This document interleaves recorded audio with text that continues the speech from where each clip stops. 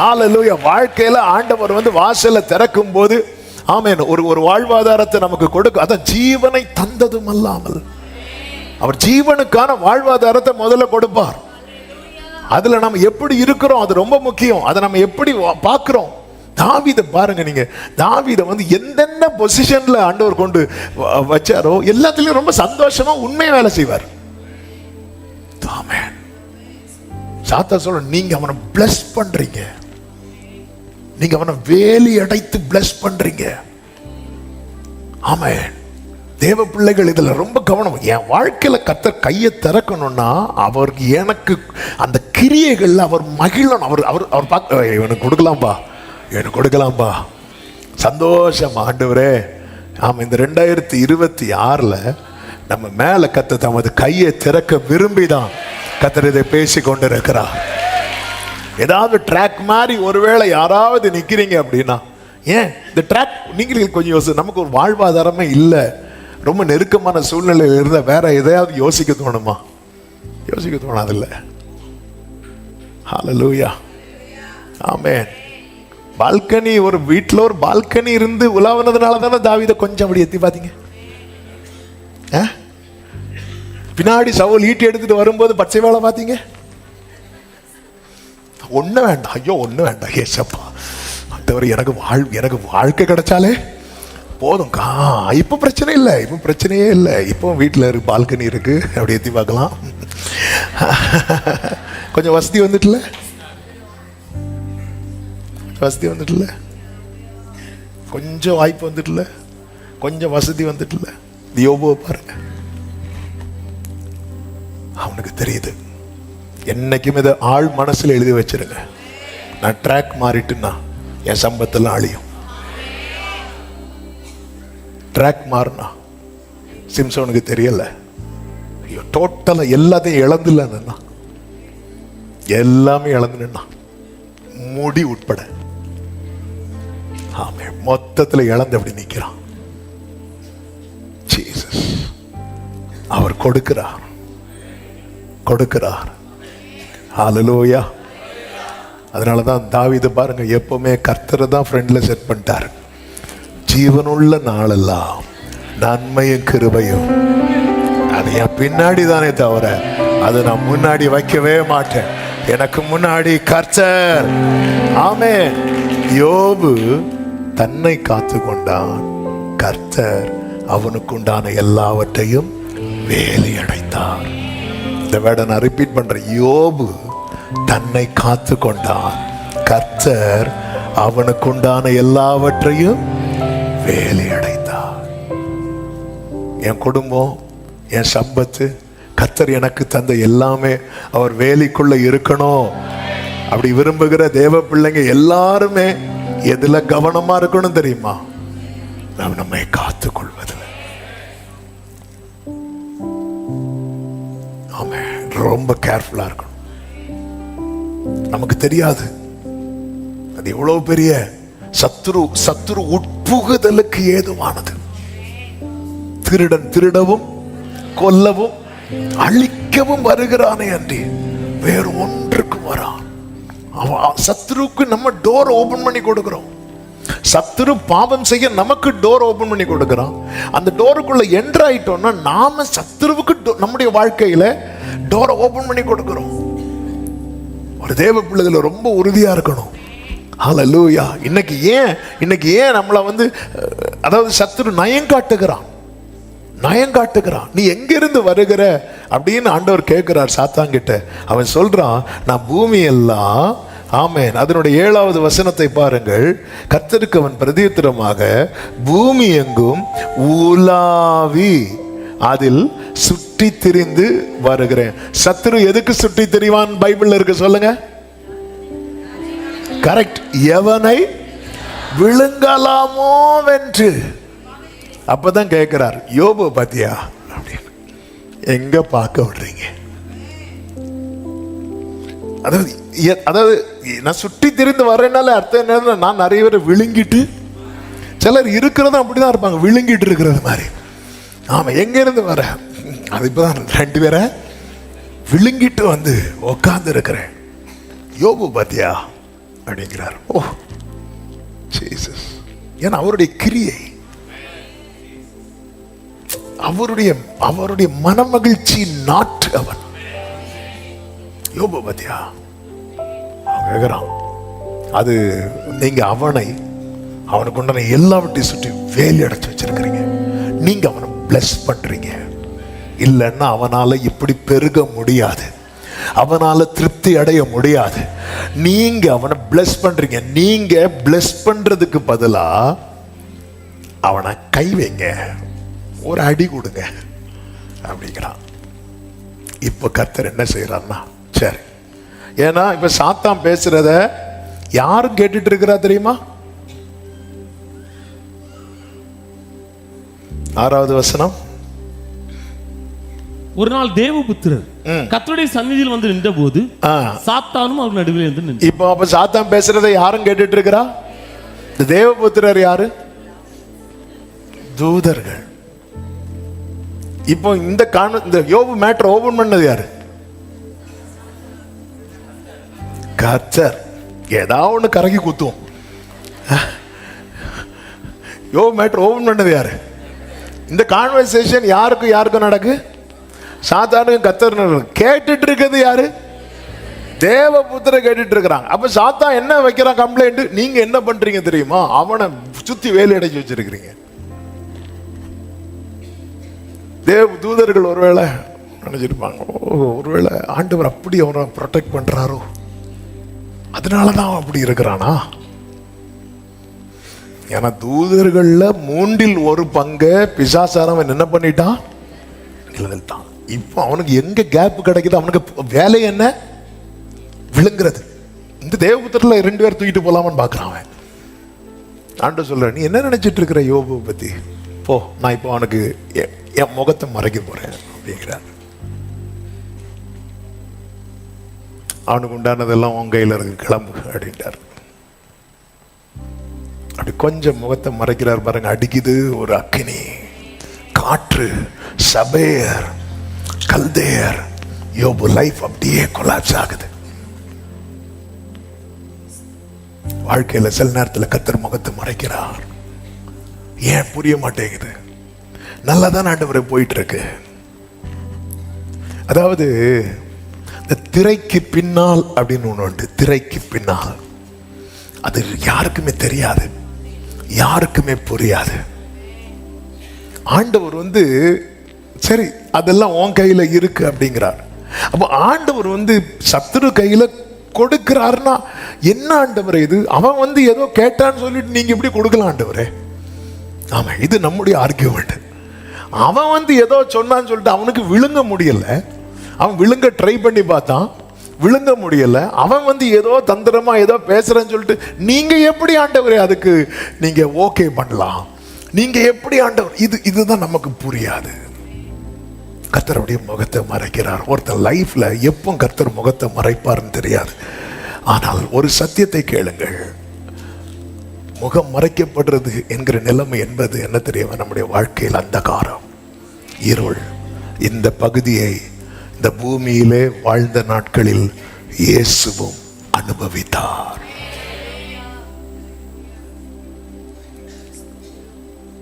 ஏசாயா தீர்க்கதரிசியை கொண்டு கர்த்தர் சொல்லும் வார்த்தை என்ன தெரியுமா? இமைப்பொழுது என் முகத்தை உனக்கு மறைத்தேன்.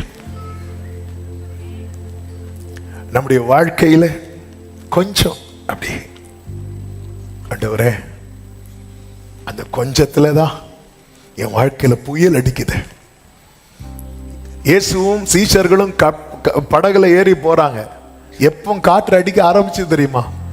எப்போ இயேசு பில்லோ பின்னாடி வச்சு படுத்துட்டு அப்படி தூங்குறார் பாருங்க, அடிக்குது காத்து. இதுதான் அவர் கொஞ்சம் முகத்தை மறைச்சிட்டாரு.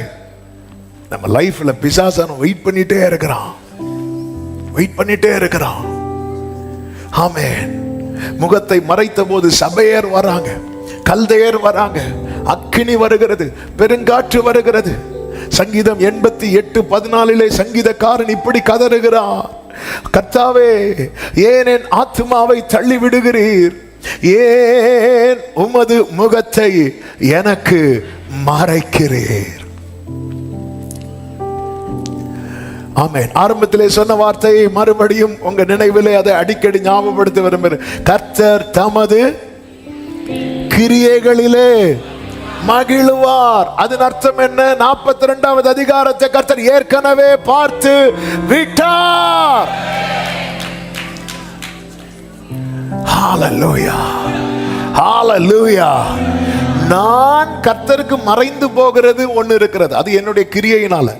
ஆனா நான் கர்த்தருக்கு முன்பாக என்னை நிறுத்தின பிறகும் கர்த்தர் தமது முகத்தை எனக்கு மறைக்கிறார் என்றால், ஆமன், இப்பொழுது அது எனக்கு கடினமா இருக்கலாம், நாளை அது என்னுடைய வாழ்க்கையில ஒரு பெரிய நன்மையும்.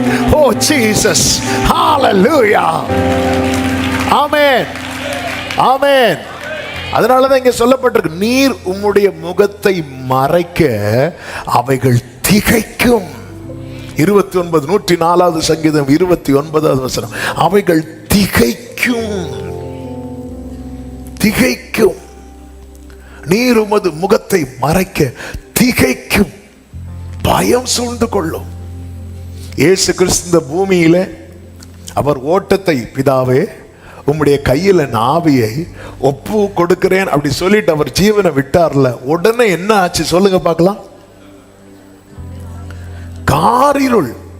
12 மணி, பகல் 12 மணிக்கு பூமி ஃபுல் அந்தகாரம்.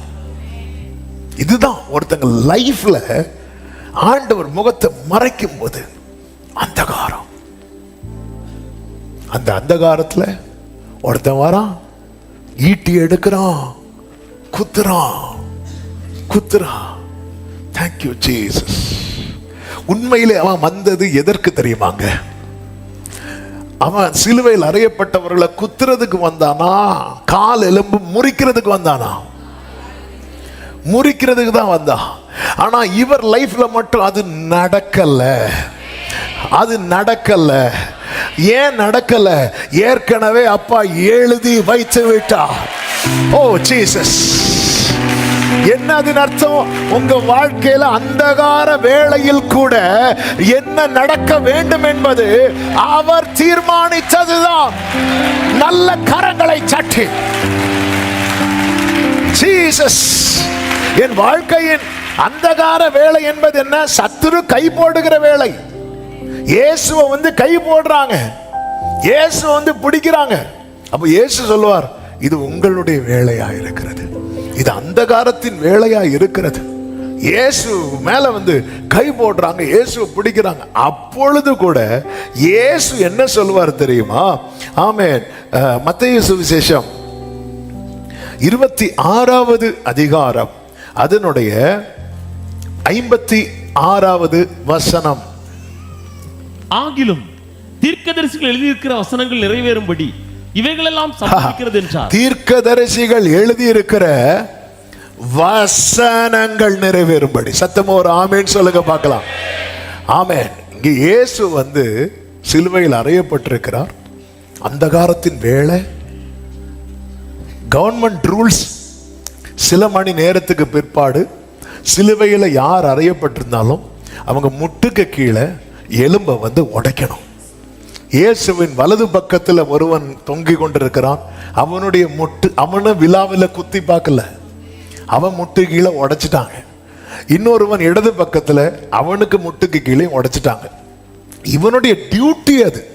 இவன் டியூட்டி பண்ணலன்னா இவனுக்கு டியூட்டி போயிடும். இவன் போய் கணக்கு கொடுக்க முடியாது. அதனால தான் என்ன வேலை அதை செய்வாங்க. ஆமென். அது செஞ்சே ஆகணும்.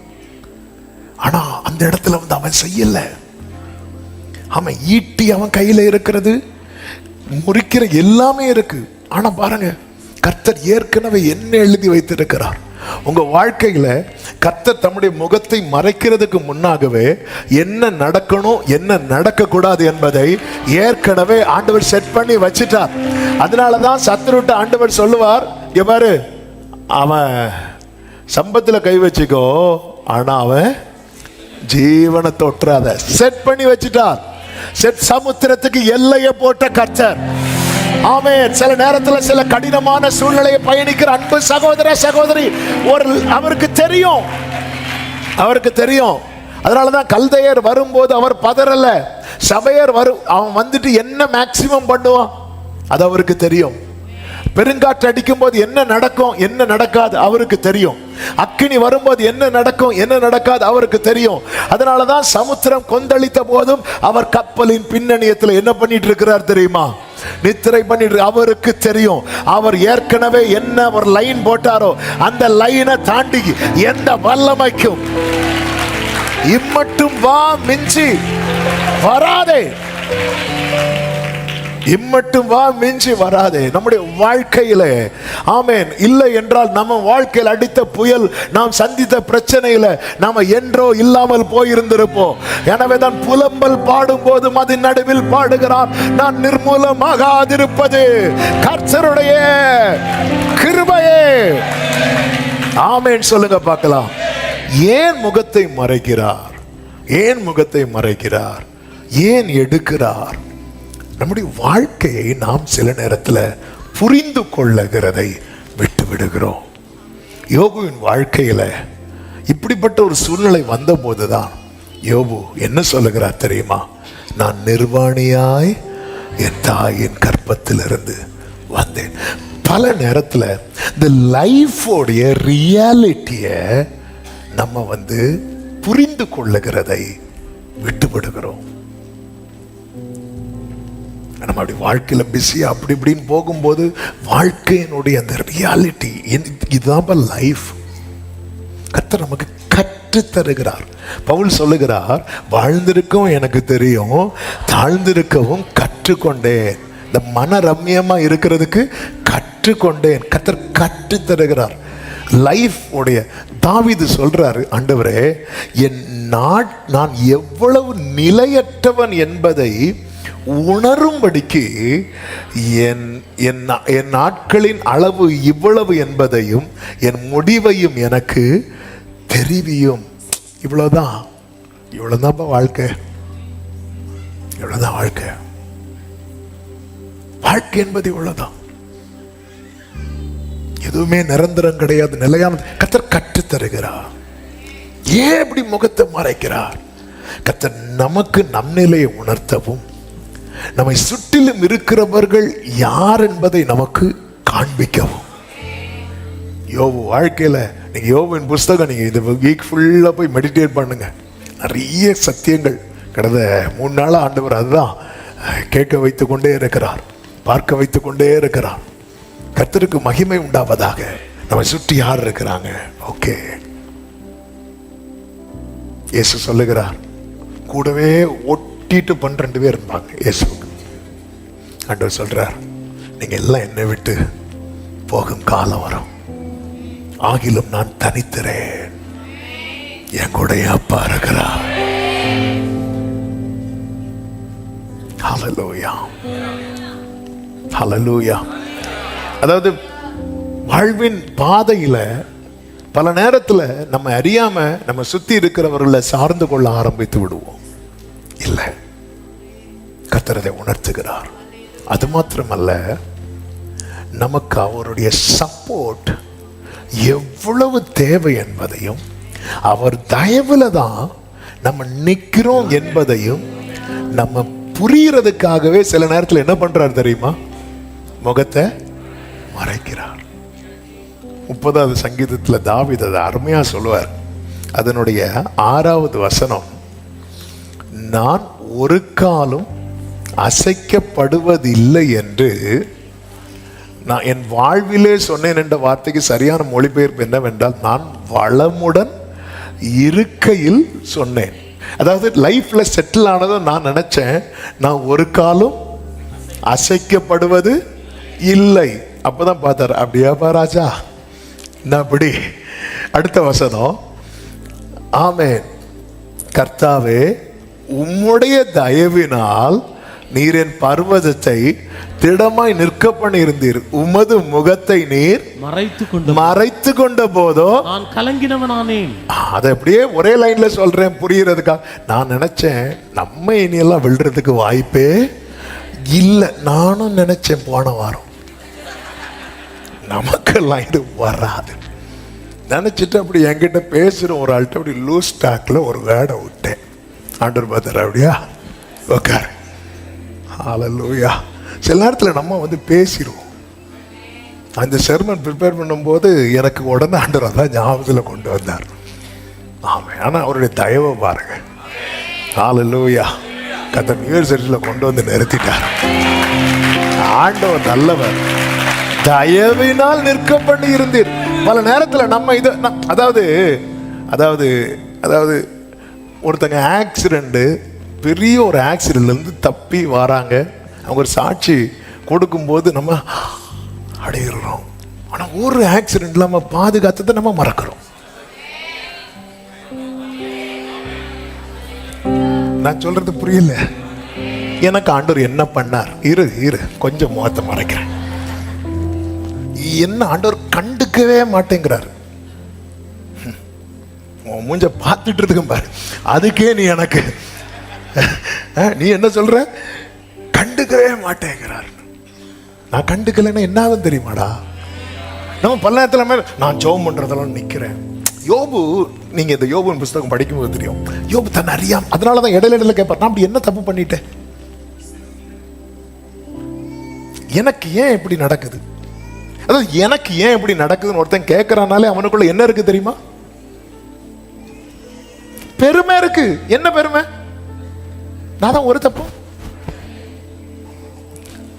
அதாவது அதனாலதான் நீங்க இப்ப கவனிச்சீங்கன்னா, யோபு 3 நண்பர்கள் வருவாங்க, கூட இன்னொருத்தர் வருவான் எலிகோ. இந்த மற்ற 3 பேர் பேசினதுக்கு தான் ஆண்டவர் வந்து ரொம்ப கண்டம் பண்ணுவார். இந்த எலிகோ பேசினதை வந்து ஆண்டவர் வந்து, ஏன்னா எலிகுவா பேசல, கர்த்தர் தான் அவனை பேச வைத்தார். மற்ற 3 பேரும் நீ ஏதோ தப்பு பண்ணியிருப்ப, அதனால தான் உனக்கு அப்படி, அதனால தான் உனக்கு இந்த அடி, உனக்கு இந்த அடி, இந்த அடின்னு பேசிட்டு இருந்தாங்க.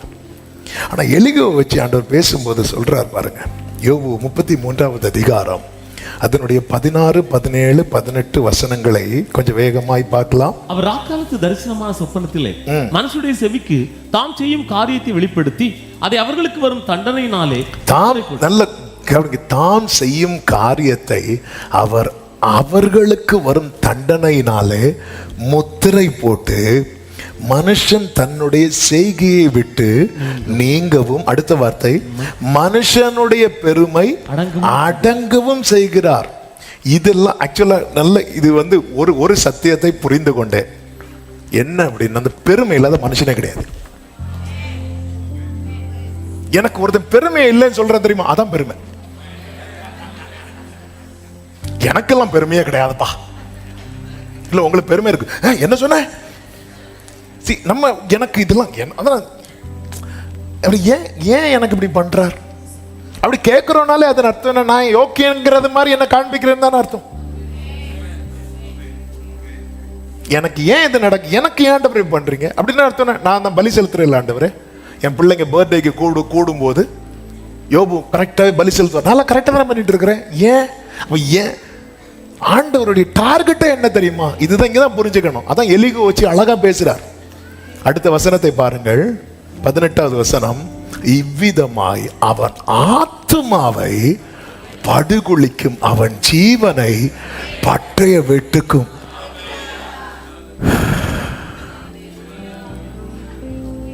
ஜீசஸ் அடி கொஞ்சம் பார்க்க சின்னது, இந்த சின்ன விஷயம் தானே, தூக்கிடுவோம். அதான் சொல்லல, அவர் எங்க கரெக்ட் பண்றாருன்னே தெரியாது, எப்படி கரெக்ட் பண்றாருன்னே தெரியாது. இதெல்லாம் தெரிஞ்சதுக்கு அப்புறம் தான் யோபு சொல்ற, ஆண்டவர் நான் பொத்தி கொள்ளுகிறேன் ஆண்டவரே. இன்னும் சொல்றாரு பாருங்க, அதனுடைய 36வது அதிகாரத்தின் 7, 8 வசனங்களை பாருங்கள். அவர் தம்முடைய கண்களை நீதிமான்களை விட்டு விலக்காமல் அவர்களை ராஜாக்களோட கூட சிங்காசனத்தில் ஏறவும் உயர்ந்த ஸ்தலத்தில் என்றைக்கும் உட்கார்ந்திருக்கவும், என்னைக்கும் அவருடைய போக்கஸ் என்ன தெரியுமா? அவர் நம்மளை ஒரு ஸ்தானத்துல வச்சிருக்கிறார். அதுல நீ வந்து ஒரு நாள் இருக்க கூடாது, என்னைக்குமே இருக்கணும். அதுக்கு என்ன செய்யற? அடுத்த வசனத்தை பாருங்கள். அவர்கள் விலங்குகள் போடப்பட்டு உபத்திரவத்தின் கயிறுகளால் கட்டப்பட்டிருந்தாலும் அவர் அவர்கள் கிரியைகளையும் மிஞ்சி போன அவர்களுடைய மீறுதல்களையும் அவர்களுக்கு தெரியப்படுத்தி அக்கிரமத்தை விட்டு திரும்பும்படி அவர்கள் செவியை திறந்து கடைந்து கொள்ளுகிறார். அவர்கள் அடங்கி அவரை சேவித்தால் தங்கள் நாட்களை நன்மையாகவும் தங்கள் வருஷங்களை செல்வ வாழ்வாகவும் போக்குவார்கள். இப்ப ஃபியூச்சர் நல்லா இருக்கிறதுக்காக, மேன்மையா இருப்பதற்காக கர்த்தர் என்ன செய்கிறார் தெரியுமா? உபத்திரவம் என்கிற காரியத்தில். அதனாலதான் தாவீது சொல்லுகிறார், நான் உபத்திரவப்பட்டது எனக்கு நல்லது. ஆமென் சொல்லுங்க பார்க்கலாம். தேவன் நிர்ணயித்த காரியம் அவர் மனசுல வச்சிருக்கிறார். சரி, ஒரு வாட்டி கூட அதை இன்னும் பெர்ஃபெக்ஷன், இன்னும் பெர்ஃபெக்ட் ஆகும், இன்னும் அதை கிளியர் பண்ணும், இன்னும் என்னன்னு நமக்கு தெரியாது. அதனாலதான் தாவீது ஜெபம் பண்றார், மறைவான குற்றங்களுக்கு உமது அடியேனை விலக்கி. ஆண்டவரே, நான் இப்படி, எனக்கு ஏன் இப்படி நடக்குது அப்படி ஒரு கேள்வி வைக்கிறனாலே நமக்கு ஏதோ ஒரு பெருமை இருக்கு. இது ஏற்றுக்கொள்ள கடினமா இருக்கலாம். ஆனா ஒரு நீதிமான், அதாவது அவருடைய போக்கஸ் யார் மேல இருக்குதோ அவங்களை கர்த்தர் இப்படிதான் ட்ரீட் பண்ணுவார். காரணம், கர்த்தர் அவர்களை வைத்திருக்கிற ஸ்தானம் அப்படிப்பட்ட உயர்ந்த ஸ்தானம், அப்படிப்பட்ட மேலான ஸ்தானம். சத்தம் ஆமேன் சொல்லுங்க பார்க்கலாம். ஆமேன். அவரோ வென்றால் ஒரே மனதா இருக்கிறார். இதெல்லாம் முடித்து விட்டு ஆமேன் கர்த்தர் என்ன செய்தார் தெரியுமா? உயிர்ப்பித்தார். உயிர்ப்பித்தார். அதற்காக கர்த்தர் செய்த காரியங்கள் யோபுவின் புஸ்தகம் 42வது அதிகாரம் அதனுடைய 9 பிற்பகுதியிலே சொல்லப்பட்டிருக்கிறது. அப்பொழுது கர்த்தர் யோபின் முகத்தை பார்த்தார். 10வது வசனத்துல அவன் சிறையிருப்பை மாற்றி அவனுக்கு முன் இருந்த எல்லாவற்றை பார்க்கிலும் இரண்டத்தனையாய் கர்த்தர் அவனுக்கு தந்தருளினார். 12வது வசனம், கர்த்தர் யோபின் முன்னிலைமையை பார்க்கிலும் அவன் பின்னிலைமையை ஆசீர்வதித்தார். 17வது வசனம், யோபு நெடுநாள் இருந்து பூரண வயதுள்ளவனாய் மரித்தான். சத்தம் அவர் ஆமேன் சொல்லுங்க. இதைதான் சங்கீதக்காரன் 71, 20, 21 சொல்லுகிறான். இன்னும் 2 வசனங்களை வாசித்து ஜெபிக்கலாம். ஆமென். அநேக இக்கட்டு, எல்லாரும் இந்த வார்த்தையை சத்தமா சேர்ந்து வாசிக்கலாமா? அநேக இக்கட்டுகளையும் ஆபத்துகளையும் காணும்படி செய்த என்னை நீர் திரும்பவும் உயிர்ப்பித்து பூமியின் பாதாளங்களில் ஏற பண்ணுவீர். அடுத்த வார்த்தை, என் மேன்மையை பெருக பண்ணி என்னை மறுபடியும். எத்தனை பேர் விசுவாசிக்கிறீங்க? எத்தனை பேர் நம்புறீங்க? அவர் யோபின் முகத்தை பார்த்தது போல மறுபடியும் மறுபடியும் இமைப்பொழுது என் முகத்தை உனக்கு மறைத்தேன், உருக்கமான இரக்கங்களால் உன்னை நான் சேர்த்து கொள்ளுவேன். இமைப்பொழுது என்ன பண்றார்? எல்லாம் கரெக்ட் பண்றார். அதனாலதான் எரேமியா ஜெபம் பண்றார், ஓ லார்ட் கரெக்ட் மீ. கர்த்தாவே என்னை தண்டியும். கர்த்தர் தம்முடைய கிரியைகளிலே என்ன கரெக்ட் பண்றது ஆண்டவருக்கு ரொம்ப பிடிக்கும். ஆமென். ஆண்டவரே, ஆண்டவர் நீங்க கரெக்ட் பண்ணும்போது 4 பேர் பார்த்து 4 விதமா பேசுறாங்க. 4 பேர் 4 விதமா பேசிட்டு போட்டோம். நாளைக்கு நான் வரும்போது என் கூட நீ இல்லைன்னா என்னெல்லாம் பேசுவாங்க. ஹல்லேலூயா. நம்ம இன்னைக்குள்ள சூழ்நிலையை பார்த்து முறுமுறுக்கிறோம். அவர் நாளைக்குள்ள நிலையை பார்த்துட்டு அவர் கரெக்டா தான் பண்ணிட்டு இருக்கிறார். ஹல்லேலூயா. அதனாலதான் இஸ்ரவேலர்கள் தங்கள் பிள்ளைகளை உணரும் போது அவங்க பயன்படுத்துற வார்த்தைகளில் ஒன்று என்ன தெரியுமா? கர்த்தாவே நீர் நீதி உள்ளவர். நீங்க கரெக்டா தான் பண்றீங்கப்பா. நீர் அநீதி பண்ணவில்லை என் வாழ்க்கையில. நீர் நீதி உள்ளவர். மேன்மையை பெருக பண்ணி. நாகும் 2வது அதிகாரம் 1-2 வசனங்களில் என்ன சொல்லப்பட்டிருக்கிறது? சிதறடிக்கிறவன் உன் முகத்துக்கு முன்பாக வருகிறான். அரணை காத்துக்கொள், வழியை காவல் பண்ணு, அறையை கட்டியாய் கட்டிக்கொள், உன் பலனை மிகவும் ஸ்திரப்படுத்து. என்னதுன்னு அர்த்தம்? சில நேரத்தில் உன் வாழ்க்கையில் இப்படி என் முகத்தை மறைக்கிற சூழ்நிலை வரும். அந்த நேரத்தில் சிதறடிக்கிறவன் வருவான். நீ தளர்ந்துராத, நீ சோர்ந்து போயிராத. 2வது வசனம், வெறுமையாக்குகிறவர்கள் அவர்களை வெறுமையாக்கி அவர்களுடைய திராட்சை கொடிகளை கெடுத்து போட்டாலும் கர்த்தர் யாக்கோபின் மகிமையை திரும்பி வர பண்ணுவது போல இஸ்ரவேலின் மகிமையும் திரும்பி வர பண்ணுவார். எத்தனை பேர் ஆமென் சொல்றீங்க? அதனால இன்னைக்கு ஒரு காற்று அடிச்சிட்டு, இன்னைக்கு ஒரு அக்கினி விழுந்துட்டு எல்லாம் போச்சு, எல்லாம் கைவிட்டு போச்சு இல்ல. உன் அறையை கட்டிக்கொள், உன் பலனை ஸ்திரப்படுத்து. ஆமென். கர்த்தர் எல்லாவற்றையும் திரும்ப கர்த்தர் உயிர்ப்பிப்பார். இந்த 104வது சங்கீதத்தின் அதனுடைய 30 வாசியங்கள் ஜெபிக்கலாம். நீர் உம்முடைய ஆவியை அனுப்பும் போது அவைகள் சிருஷ்டிக்கப்படும். நீர் பூமியின் ரூபத்தை அவர் அடையாளத்தையே மாற்றுகிறார், புதிதாக்குகிறார். ஆமென். யோபு தண்டிக்கப்பட்ட போது, யோபு தண்டிக்கப்பட்ட போது என்று சொல்வதை விட யோபுவின் வாழ்க்கையில் அந்த ஒரு அந்தகாரத்தின் சூழ்நிலை வந்தபோது யோபுவை பார்த்தவர்கள் கொஞ்சம் பேர். ஆனா யோபுவின் வாழ்க்கையில கர்த்தருடைய அந்த உயிர்ப்பிக்கிற அனுபவம் வந்தபோது யோபுவை பார்த்தவர்கள் அநேகர். நீ கஷ்டப்படுறது 4 பேருக்கு தெரியலாம், ஆனா கர்த்தர் உன்னை மறுபடி உயிர்ப்பிக்கிறது 4000 பேருக்கு தெரியும்படிக்கு. சத்தமா ஆமென் சொல்லுங்க பார்க்கலாம். கர்த்தர் தம்முடைய கிரியைகளிலே மகிழுவா. ஹல்லேலூயா. இன்னைக்கு நீங்க ஆண்டவருக்கு தேங்க் பண்ண போறீங்க. ஆண்டவர் நீங்க சரியா தான் பண்ணிட்டு இருக்கிறீங்கப்பா. எல்லாரும் வலது கரத்தை உயர்த்தி சொல்லுங்க, கர்த்தாவே நீர் நீதி உள்ளவர். மறுபடியும் சொல்லுங்க, கர்த்தாவே நீர் நீதி உள்ளவர். ஒரு விஷயம் கூட சொல்லுங்க, கர்த்தாவே நீர் நீதி உள்ளவர். எல்லாரும் அப்படி எழுந்து நிற்கலாமா? பரீட்சை என்ற தெய்வம் அனுமதிச்சா,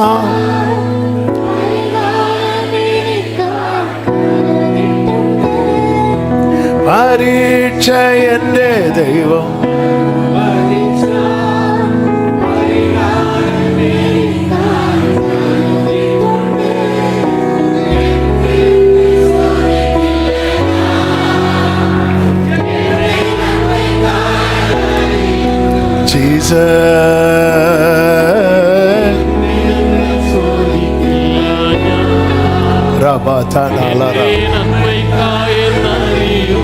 எல்லாமே நன்மைக்காக. அதான் யோபுவின் மற்ற 3 நண்பர்கள் யோபுவை நீ இப்படி பண்ண அதனாலதான்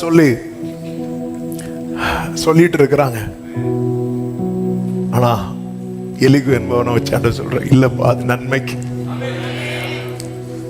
நன்மைக்கு. இன்னைக்கு கர்த்தர் பேசுற வார்த்தை அதான். சில நேரத்தில் நான் முகத்தை மறைக்கிறது கூட உன்னை கரெக்ட் பண்ணதா. என் மனசுல ஆண்டவர், உங்க மனசுல என்ன ஆண்டவர் இருக்கு? இந்த ராஜாக்கள் இருக்கிற ஸ்தானம் இருக்குல்ல, அதுதான் நான் உனக்கு வைத்திருக்கிற ஸ்தானம். அந்த குவாலிட்டி உன்கிட்ட வெளிப்படதான். ஆண்டவர் ஒரு நாள் தீமை செய்ய மாட்டார். ஆண்டவர் ஒரு நாள் தீமை செய்ய மாட்டார். ஆமே. அவர் நம்மளை எப்படி பார்க்க விரும்புகிறார்? அதனாலதான் அவர் உட்கார்ந்து புடமிட்டு கொண்டிருக்கிறார். ஹல்லேலூயா. இந்த பாதையை வேண்டான்னு சொல்லாதீங்க, இதை ரிஜெக்ட் பண்ணிடாதீங்க.